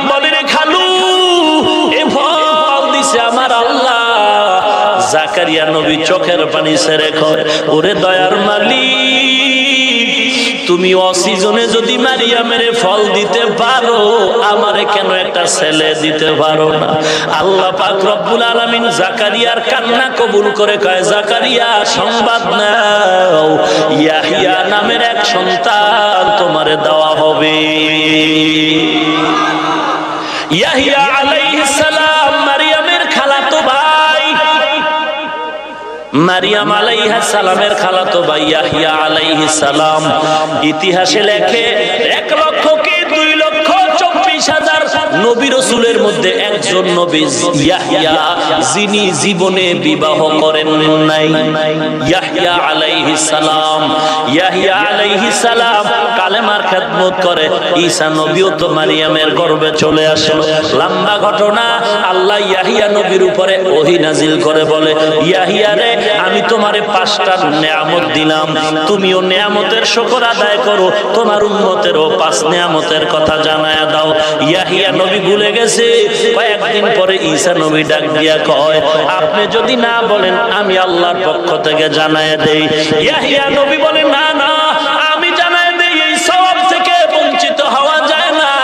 দৌড়মাইরা মসজিদে বাইতুল মুকাদ্দাসে ঢুইকা সবাইরে ডাইকা 5টা নেয়ামতের কথা শোনালেন। কয়টা? 5টা। শুনবেন 5টা নেয়ামত। 1 নাম্বার, আল্লাহর ইবাদতের সাথে কাউকে অংশীদার বানানো যাবে না, শিরিক করা যাবে না, আল্লাহর সাথে কাউকে অংশীদার বানানো যাবে না।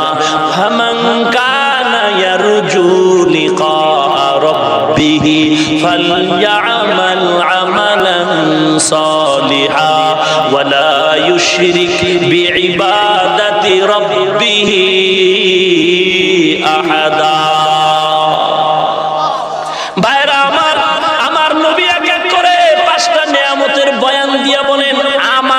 আল্লাহ 5টা নেয়ামত দিয়েছেন। লম্বা ইতিহাস। এই আয়াত হলো ওয়াহদাতুল উজুদের জন্য দলিল। ইমাম আবু হানিফাকে প্রশ্ন করা হলো, আল্লাহ যে একজনের ব্যাপারে আপনার কাছে কোনো দলিল আছে নাকি? এই ক্ষেত্রে একটা ইবনে কাসিরে ঘটনাও লিখেছে। খ্রিস্টান পাদ্রীর সাথে ইমাম আবু হানিফার মুবাহাসা হলো। বহাসের ডেট হয়ে গেল, অমুক দিন বহাস। আল্লাহ একজন যদি প্রমাণ করতে পারো, আমি তোমাদের আল্লাহকে মেনে নিব। আবু হানিফা রাজি হয়ে গেলেন। সবাই যখন চলে আসলো, আবু হানিফা এখনো আসে না। কই আবু হানিফা, কই? আল্লাহ এত জ্ঞান তাকে দিয়েছেন, কেমন জ্ঞান আল্লাহ দান করেছেন। ইমাম আবু হানিফার জীবনীটা নিয়ে যদি সারা রাত আলোচনা করি শেষ করা যাবে না। লাকাদ জানাল বিলাদা ওয়া মান আলাইহা ইমামুল মুসলিমিনা আবু হানিফা।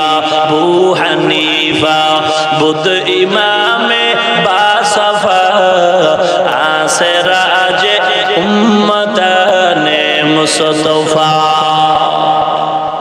ভাইরা আমার, আল্লাহ কত দয়াময়। আল্লাহর বান্দা আবু হানিফার এমন জ্ঞানের ভান্ডার আল্লাহ দিলেন। আবু হানিফা টাইমে এসে হাজির।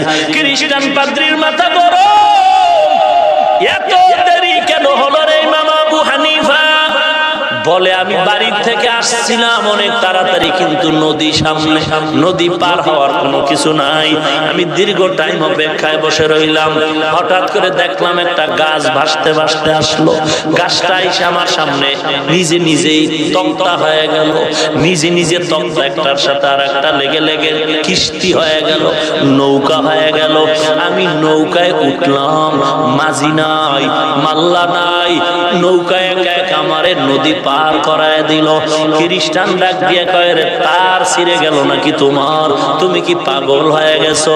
এমনি এমনি গাছ ভাইসা তক্তা হয়, নিজে নিজে কেমনে তক্তা আবার একসাথে মিলে নৌকা হয়? মাঝি মাল্লা ছাড়া নৌকা আবার কেমনে এপার চলে আসে? ইমাম আবু হানিফা বলে, তাহলে কেমনে? বলে, অবশ্যই এর পেছনে একজন মিস্ত্রি দরকার। আল্লাহর বান্দা আবু হানিফা ডেকে বলে, ও খ্রিস্টান পাদ্রী, জবাব নাও। তোমার কথায় তুমি বলো একটা নৌকা একা একা যেমন হতে পারে না, একটা নৌকা একা একা যেমন নিজে নিজে পার করতে পারে না মাঝি মাল্লা ছাড়া, আমার মাওলা যেই জমিনটা বানাইছেন, আসমান বানাইছেন, আসমানের ভিতরে সূর্য চাঁদ তারকা রাখছেন, এগুলোর পেছনেও কেউ না কেউ আছে। মিস্ত্রি না থাকলে সূর্য চলার কোনো উপায় থাকে না। তিনি কে? আরো জোরে বলেন। তিনি আর কেউ নয়, তিনি হলেন আমার আল্লাহ। খ্রিস্টান বলে আরো কিছু প্রশ্নের জবাব দাও। আল্লাহ তোমার একজন মানেছি, একজন আল্লাহ আছে তো মেনেছি, তবে তার আগে কে ছিল? এরপরে জবাব দিও তোমাদের আল্লাহ কি কাজ করে, খালি ঘুমায় নাকি বসে থাকে? এরপরে জবাব দিও আল্লাহ তোমার কোন দিকে নজর রাখে? ইমামে আজম ডাক দিয়া কয় জবাব দেওয়ার আগে বেয়াদবি ক্ষমা করে চেয়ার আমারে ছেড়ে দাও, ওই চেয়ারে আমারে বসায় দাও, আমি জবাব দিয়া দেই। খ্রিস্টান পাদ্রী জানার জন্য ছেড়ে দিল চেয়ার। ইমামে আজম আবু হানিফা চেয়ারে বসে বলে রে পাদ্রী তাকায়া দেখ, আমার আল্লাহ এইমাত্র তোমাকে চেয়ার থেকে নামায়া আমাকে চেয়ারে বসায় দিছি। আরে নবীর উম্মত, তুমি প্রশ্ন করেছো আল্লাহর আগে কে ছিল? বলে তুমি গণনা জানুনি? বলে হ্যাঁ। বলো 1 থেকে 10। বলে জানি 1 2 3 4 5 6 7 8 9 10। উল্টা গুণে যদি আসো, আস্তে আস্তে তুমি 2 এর আগে কত? বলে 1 এর আগে কত? বলে নাই। আমার আল্লাহ একজন, আমার আল্লাহর আগেও কিছু নাই। লাকাদ জানাল বিলাদা ওয়া মান আলাইহা ইমামুল মুসলিমিনা আবু হানিফা। আল্লাহ কোন দিকে তাকায় থাকে? বলে একটা বাতি জ্বালাও। বাতি জ্বালানোর পরে বলে রে খ্রিস্টান পাদ্রী বলো বাতির আলোটা কোন দিকে? খ্রিস্টান পাদ্রী বলে চতুর্দিকে। বলে আমার আল্লাহর কুদরতি নজরও চতুর্দিকে। আল্লাহ সব জায়গায় আছে না কোনো জায়গায় আছে? শুধু উপরে, নিচে নাই। তাহলে অনেকে বলে উপরে আল্লাহ, তুমি নিচে ইল্লাহ। আল্লাহ কি নিচে নাই? বান্দা তুমি যেদিকেই তাকাও সেদিকে আমার আল্লাহ। ফাআইনামা তুআল্লু ফাসাম্মা ওয়াজহুল্লাহ। ও বান্দা তুমি যেদিকেই তাকাও সেদিকে আল্লাহ আছে না নাই? জোরে বলেন। দেখি না, দেখি না তো, এত তাকাই কই আল্লাহর তো দেখি না। ওরে বান্দা, বুজুর্গানে দিন বয়ান করেছেন মান আরাফা নাফসাহু ফাকাদ আরাফা রাব্বা। যে নিজেকে চিনে সে আল্লাহকেও চিনে। তুমি আল্লাহরে কেন চিনো না? আসলে তুমি নিজেরই চিনো না। আমি কে? আজকে আমি হাফিজুর রহমান, এক সময় তোমার কোনো অস্তিত্বই ছিল না, কেউ জানতো না আমি কে। আমিও দুনিয়া চিনতাম না। আল্লাহ বলেন আমি তোরে অস্তিত্ব দিয়েছি। ও বান্দা, তোর জিহ্বা দিয়া কথা বলা এক একটু চিন্তা কর। এই জেহেনের ভিতরে আমার পুরো বডি যদি তুমি এক একটা ভিন্ন করে দেখো, 2 ঘন্টা বয়ান আমার ভেতরে কোথাও কথাগুলো জমা নাই।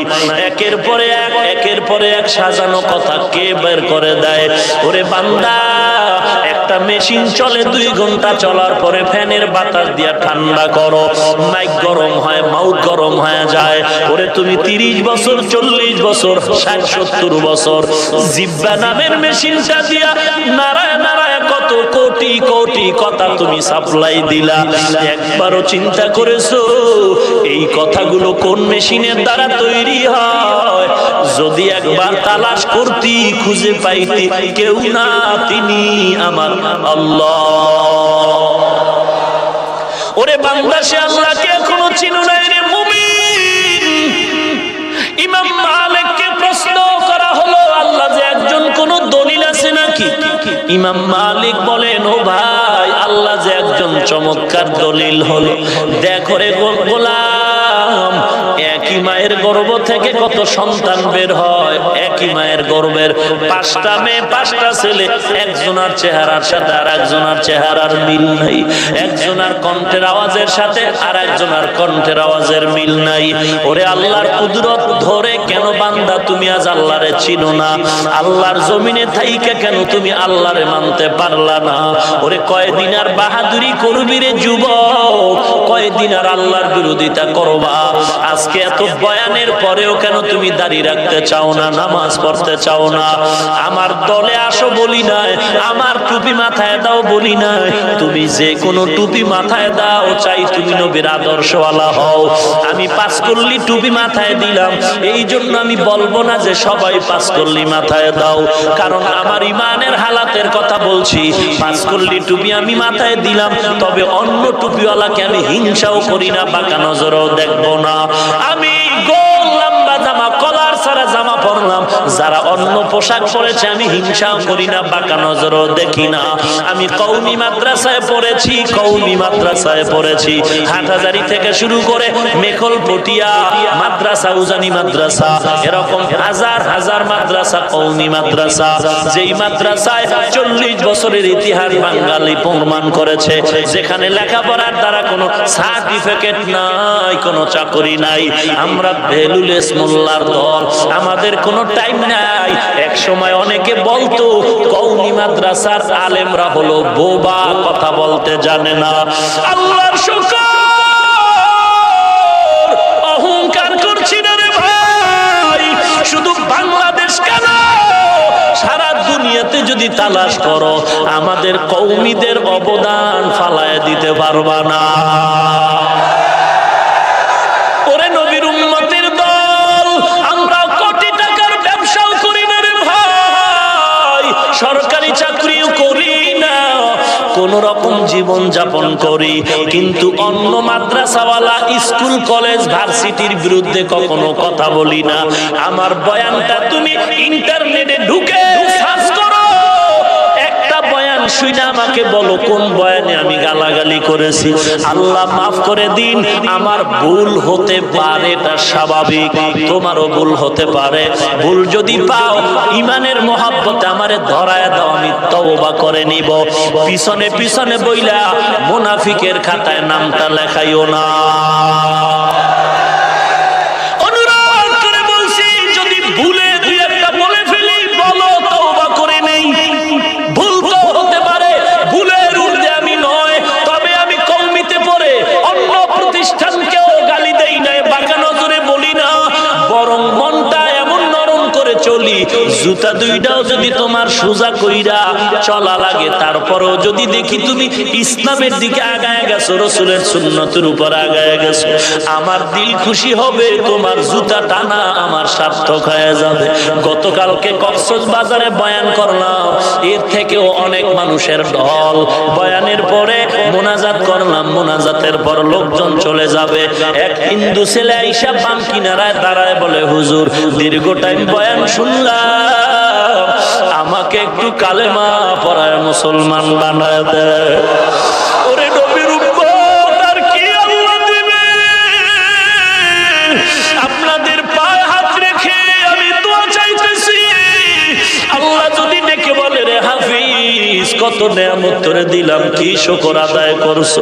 সাহাবায়ে কেরামের এত মর্যাদা আল্লাহ দিলেন, জান্নাতের টিকিট দুনিয়ায় পেয়েছে, অথচ তারপরও তারা কান্নার উপরে জীবন কাটালেন।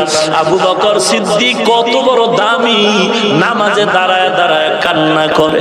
আমার মায়ার নবী বলেন, আবু বকর আপনি কেন নামাজে দাঁড়ায় দাঁড়ায় কান্না করেন? আবু বকর সিদ্দিক রাদিয়াল্লাহু তাআলা আনহু বলেন, পয়গম্বর আমি নামাজে দাঁড়ায় কোরআন শরীফের এই আয়াত পড়ে কান্না করতেছি। কোন আয়াত? আবু বকর বলেন, এই আয়াত যখন আসলো চোখের পানি ধরে রাখতে পারি না। ইন্নাল্লাহা আশতারা মিনাল মুমিনিনা আনফুসাহুম আমওয়ালাহুম বিআন্না লাহুমুল জান্নাহ। আল্লাহ বলেন, ও মুমিন, তোর জান মাল কিনে নিছি, জান্নাত তোরে দিয়ে দিছি। এই আয়াত পড়ে আমি আবু বকর কান্না করতেছি।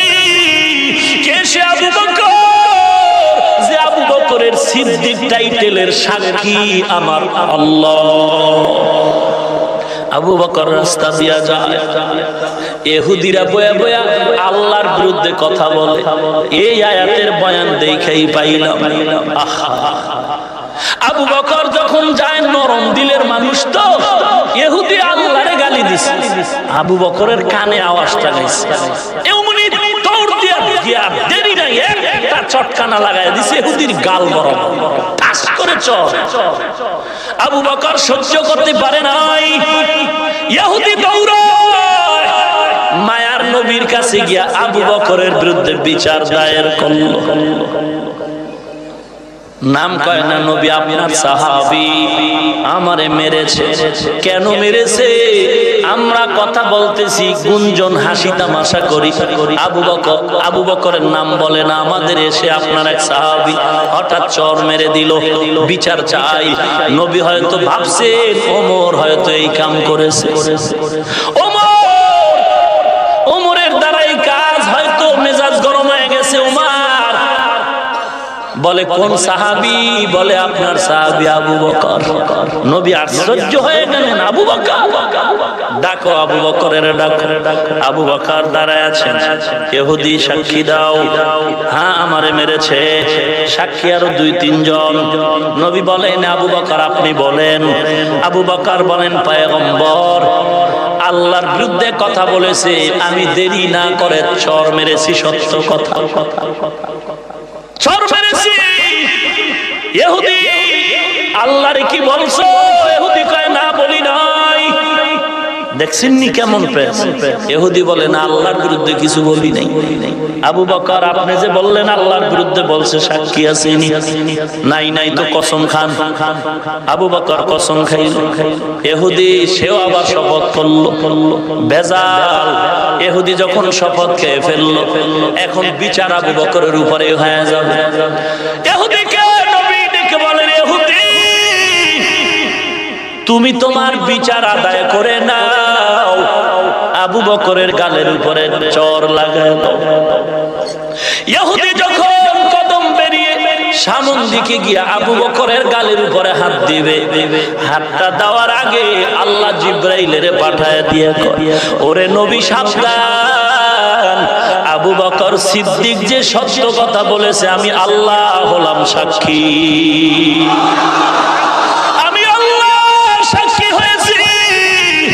আবু বকর নামাজে দাঁড়ায় কান্না করে, কোন আয়াত পড়ে আল্লাহ বলে ও মুমিন তোমার জানমাল কিনে নিলাম, জান্নাত তোমারে দিয়া দিলাম। সুসংবাদ আবু বকর এখানে কান্নার কি আছে?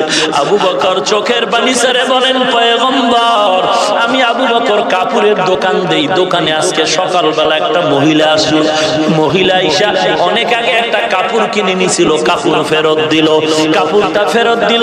আমি বললাম মা কি চাও? বলে কাপড় তুমি ফেরত নাও, টাকা ফিরাইয়া দাও। আমি টাকা ফিরাইয়া দিলাম। জিজ্ঞাসা করলাম মা কাপড় কেন ফেরত দিলেন? মহিলা বলে রে আবু বকর টাকা নিলাম, কাপড় দিলাম, তোমার দোকানের কাপড় আমার পছন্দ হয় নাই। আমি আবু বকর বড় ভয় পাই, জিকির করি, নামাজ পড়ি, পর্দা করি, হালাল খাই। কিয়ামতের ময়দানে আমি আবু বকরের আল্লাহ যদি জিজ্ঞাসা করে বলে ওরে আবু বকর তোর জানমাল নিয়ে যা, আমার জান্নাতটারে ফেরত দে। আমি যদি বলি রে মালিক কেন? আল্লাহ যদি বলে আবু বকর নামাজ পড়ছো, তোর নামাজ আমার পছন্দ হয় নাই, জিকির করেছো আমি মাওলার কাছে, তোমার জিকির পছন্দ হয় নাই, তোমার কোন ইবাদত পছন্দ হয় নাই, তখন আমার কি উপায়? আমি আবু বকর জাহান্নাম ছাড়া উপায় নাই। ওরে পাগড়িওয়ালা ভাই, ও তাহাজ্জুদওয়ালা ভাই, ও পীরের মুরিদ, তুমি কেমন অহংকার করো? আবু বকরের ইতিহাস, ওমরের ইতিহাস, তুমি কেন আজ কান্না করো না? চোখে কেন পানি নাই? আজকে যেই বক্তা ময়দানে বেশি হাসাইতে পারে তার সুনাম অনেক বেশি। কান্নাকাটি উঠে গেছে, রহমত উঠিয়া গেছে। এক বক্তায় বয়ান কইরা কয় এত কাঁদো কেন, এত কাঁদো কেন? নবী বেশি কাঁদে নাই রে। অথচ আল্লাহ বলেন ফালইয়াজহাকু কালিলান ওয়ালইয়াবকু কাসীরা। রাহমাতুল লিল আলামিন বলেন মান বাকা মিন খাশিয়াতিল্লাহ তিলকাল আইনা আলান নার, জাহান্নামের আগুন হারাম হয়ে যাবে যদি চোখের পানি ছেড়ে কান্না করো। এরে যুবক, তোমার পা দুটো আগায় দাও, আমি হাত রেখে বলে যাই, তোমার ভিতরে গুনাহ করার যতটুকু আগ্রহ আছে, আল্লাহর কসম আমার ভিতরে তার থেকে বেশি আগ্রহ আছে। তুমি মনে করছো টুপি মাথায় দিয়েছি, মাথা গরম, জামা পরেছি, শরীর গরম। ওরে আল্লাহর বান্দা, বুঝ মোটেও কমে নাই। টুপি মাথায় দিলে মাথা গরম হয়, কম বুঝি না। লম্বা জামা পরলে শরীর গরম হয়, কম বুঝি না। এরপরও কেন টুপি ফালাই নাই, দাড়ি ফালাই নাই, নামাজ সারি না রে বাবা? কেন? একমাত্র কারণ, একদিন কবরে যেতে হবে। নবীর তরিকা যদি না মানি, কবরে আযাব হবে, সহ্য করতে পারবো না। ওরে নবীর উম্মতের দল, আজকে এত বয়ানের পরেও, পাও ধরার পরেও কেন তুমি দাড়ি রাখতে চাও না, নামাজ পড়তে চাও না? মনে করেছো দাড়ি টুপির কারণে বুঝি সম্মান কমেছে? না রে বাবা, না। ওরে আজকে আমরা মাদ্রাসায় পড়ি, যদিও অল্প জীবন চালাই, অল্প টাকায় ইমামতি করি, 5,000 টাকা বেতন, 6 মাস বাকি। মুয়াজ্জিন সাহেব মুয়াজ্জিনি করে, বেতন 3 মাস বাকি, 9 মাস বাকি, 3000 বেতন। আবার অনেকে দেখছি আমগো ভাইদের ভিতরে, নামটা বলবো না, আমাদেরকে ইন্ডিকেট করে, তিরস্কার করে, কয় ও অমুকে ইমামতি করে, মুয়াজ্জিনি করে, আর করবে কি? কত বড় বেয়াদব! ইমামতি করবে নাকি চুরি করবো? চিন্তা করছেন? মানে ইমামতি, মুয়াজ্জিনি, এটা তার কাছে কোনো মূল্যই নেই। তার মানে তো সব বাদ দিয়া মসজিদ মন্দির হয়ে যাক না? কই ইমামতি করে? এই সমস্ত কোয়ালিটির মানুষ, আমি নাম বললে চিনবেন। এই কোয়ালিটির মানুষগুলো, কিও ভাই তুমি টুপি মাথায় দাও না? সুন্নত। তোর বাপের সুন্নত বেয়াদব, তোর বাবার সুন্নত বেয়াদব কোথাকার। সুন্নত কথা বলেন না কেন? সুন্নত শব্দটা তো আমার রাসূলের মুবারক জবানের শব্দ। সুন্নত, সুন্নত, কপাল পরা।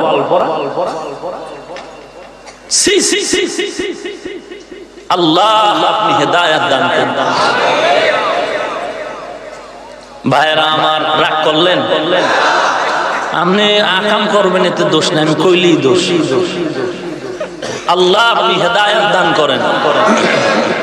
যুবক, তুমি সার্টিফিকেট নিয়ে সরকারি বেসরকারি চাকরি করো, 20,000 টাকা বেতন ডান হাতে, তাও হালাল করে খাও না। কারণ সকাল 8টা থেকে বিকাল 4টা পর্যন্ত সরকারের সাথে কন্ট্রাক্ট ডিউটি, 8টার বেলায় না গিয়ে 11টায় গেলা, 3 ঘন্টার বেতন হারাম। কি মজা করে খায় রে! বাম হাত টেবিলের নিচে দিয়া গরিবের উপরে জুলুম করে, হাদিয়ার নামে খাইলা 30-50 পাইয়াও চান্দি গরম, ঠিক নি? এরপর খাইলো দেশটারে মোল্লারা, দেখছেন? 50 খায়, আমাকে বেতন 6 মাস বাকি 5,000।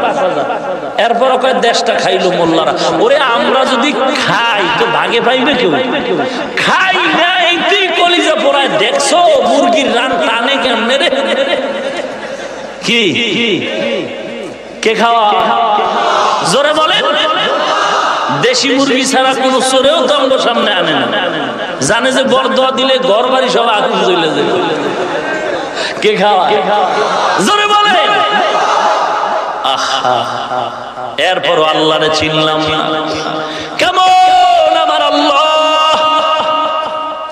ফলে ভেজাল, ফল খামু না।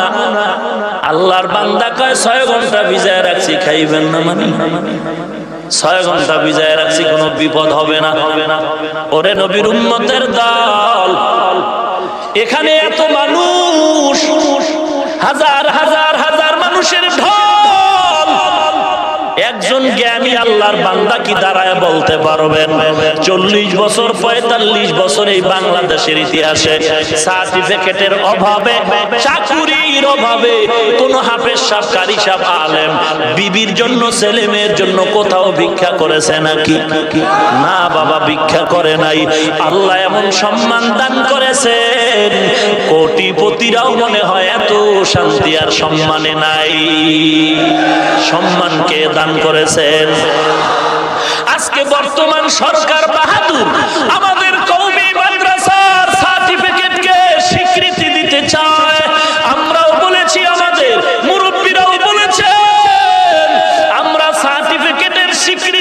এতটুকু চাই, দেওবন্দ মাদ্রাসা আমাদের মূল, ওখানে ভারত সরকার যেমন সার্টিফিকেটের মান দিয়েছেন আমরা ওভাবে চাই। সেভাবে কেমন? বলে এম এর ছেলেটা এম এর সার্টিফিকেট নিয়ে সরকারি টেবিলে যখন দাঁড়াবে, তাকে যেই সম্মানের চেয়ার দেয়া হবে, তাকে যেই মূল্যায়ন করা হবে, আমার মাদ্রাসার ছেলেকে আমি সার্টিফিকেট দিব। এরপরে সরকারি সিলটিল লাগায়া যখন সরকারি টেবিলে দাঁড়াবে, তখন এম এর মানের ছেলেটার মতো আমার মাদ্রাসার ছেলেটাকে ওভাবে মূল্যায়ন করে ওই চেয়ার দেওয়া হবে। এর থেকে বেশি লাগবে না। কেউ যদি বলে না হবে না, আমরা চাই কানে ধরে উঠাবো আর বসাবো। 40 বছর আমরা যেভাবে চলেছি, এইভাবে আরো 1000 বছর চলবো। তারপরও কোন দুনিয়াদারের কাছে মাথা নত করব না।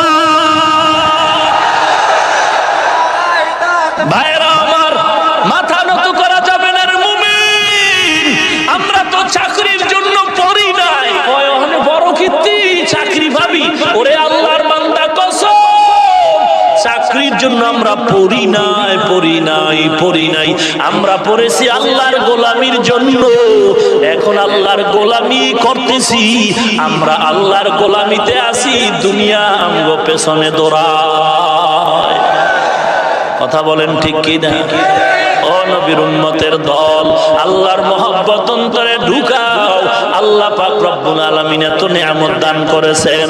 ওরে যুবক, দুঃখ মাথা এত নষ্ট হয়ে গেল কেন? আমগো মাথা বলে গরম। চিন্তা করছে? মানে কথায় না পারলেই কয় হাজী সাহেবের মেজাজ গরম। বুঝেন না? একদল আছে খামোখা হুজুরকে বাজে প্রশ্ন করে আটকাইব, ফারে আটকাইতে কথা বল না কেন? এদিকে কই পড়ো? এই যে মুজাফফরগঞ্জ এক মাদ্রাসা আছে, ওখানে পড়ি। কি মাদ্রাসা? কয় কওমি। একেবারে শেষ। তোর বাপ মার মাথা নষ্ট হয়ে গেল, সব খুঁড়াইলি, কিছুই তো পাবি না, দুনিয়া না আখিরাত। আচ্ছা কি পড়ো? এদিকে প্রশ্ন করে দেখি, বল পৃথিবীর মধ্যখান জায়গা কই? চিন্তা করছে, এটা একটা প্রশ্ন হইল।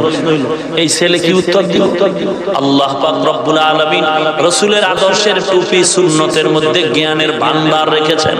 কারণ এই ছেলে উঠতে বসতে শুধু বারবার পড়ে রব্বি জিদনি ইলমা, রব্বি জিদনি ইলমা, রব্বি জিদনি ইলমা। ও আল্লাহ তুমি জ্ঞান বাড়াও, জ্ঞান বাড়াও, জ্ঞান বাড়াও। বাড়াইব না আল্লাহ?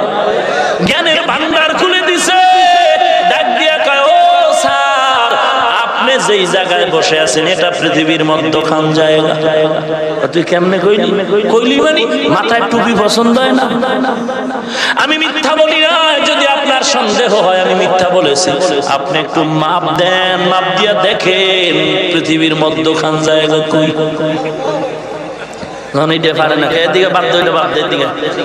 ওই যে একটা গাছ দেখো, হ্যাঁ করই গাছ, করই গাছ। ওখানে কাক ডাকেনি, হ্যাঁ কাক ডাকে। কয়টা কাক? এটা গুনছেনি ছাত্র? গনে নাই। এরপর আল্লাহ ইজ্জত রক্ষার্থে জেহেন খুলে দিলেন। বলে স্যার, ওই গাছের ভিতরে 1000 কাক। কেমনে বললি?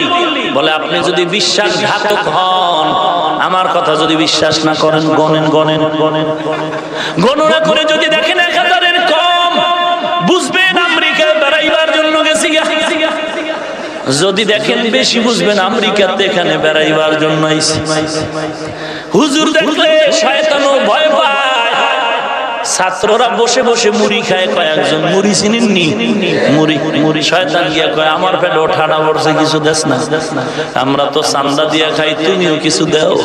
শয়তান কয়, চাইরে না দিলে শর্ত 1 আঙ্গুল দিয়ে খেতে হবে। 5 আঙ্গুল দিয়ে ছাত্র খায়, শয়তান 1 আঙ্গুল ঢুকায়।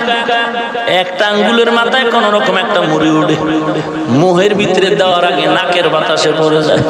আবার উঠে, আবার ভরে, আবার উঠে, আবার ভরে। কপাল মন্দ, চোখ থাকতে অন্ধ। ভাইরা আমার, আরে যুবক, আল্লাহ কোরআনওয়ালার সিনাটা জ্ঞানের ভান্ডার বানায় দিছেন। কোরআনওয়ালার জ্ঞান যেখানে শেষ, ওখান থেকে দুনিয়াওয়ালার জ্ঞান শুরু। কথা বুঝেন নাই? মাদ্রাসার ছেলেরা তো খানা কম, কোন রকম ডাউল চাউল দিয়া চলে, ভোগ বিলাসের খানা নাই, নাস্তা নাই। তো স্কুলের এক ছেলে, মাদ্রাসার ছেলে বন্ধু, দুইজনে গেছে বাজারে। বাজারে গিয়ে দেখে সুন্দর কাঁঠাল, এত গ্রাম, দুজনে কে কাঁঠাল যদি খেতে পারি পেট ভরে যাবে। কাঁঠাল কিনে ফেললো দুইজনে, দুই এক কোষ মুখে দেওয়ার পরে দেখে খুব টেস্ট, মজা, এত মজার কাঁঠাল। তো মাদ্রাসার ছাত্রের ক্ষুধা অনেক বেশি, কি করা যায়, বেশি খাইলে তো হয় না। তো স্কুলের বন্ধু খায়, শোন তুই একটা প্রশ্ন করি, জবাব দে, তোর দাদায় মারা গেছে নি? বলে হ্যাঁ। বলে কেমনে মারা গেছে বলতো? তুই গল্প বলবি আর আমি কাঁঠাল খাবো।